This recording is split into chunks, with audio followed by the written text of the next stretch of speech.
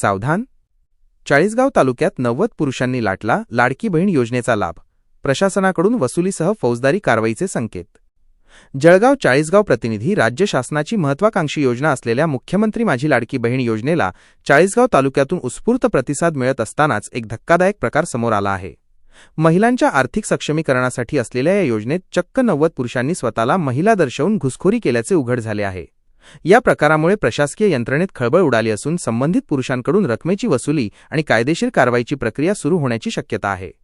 जिल्ह्यात 529 तर चाळीसगाव तालुक्यात 90 भाऊ बनले बहीण. मिळालेल्या माहितीनुसार महाराष्ट्र शासनाच्या महिला व बाल विकास विभागामार्फत सध्या लाभार्थी यादीची कसून पडताळणी सुरू आहे. जळगाव जिल्ह्यात बनावट कागदपत्रे आणि प्रणालीतील तांत्रिक त्रुटींचा गैरफायदा घेत तब्बल 529 पुरुषांनी या योजनेचा लाभ घेतल्याचे निदर्शनास आले आहे.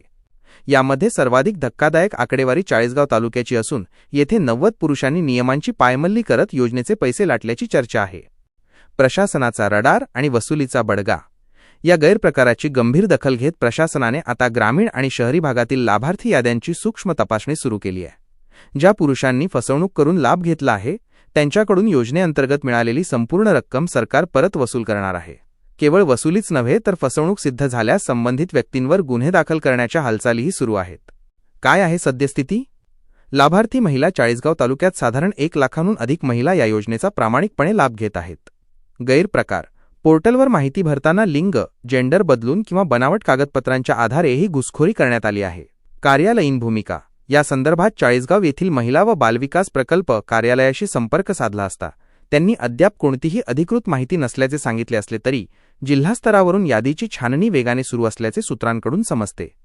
फसवणूक करणाऱ्यांचे धाबे दणाणले. शासनाच्या तपासणी मोहिमेमुळे चुकीच्या पद्धतीने लाभ घेणाऱ्या पुरुषांमध्ये मोठी खळबळ उडाली आहे. प्रशासनाने स्पष्ट केले आहे की तांत्रिक चुकांचा किंवा यंत्रणेतील उणीवांचा गैरफायदा घेणाऱ्यांना सोडले जाणार नाही.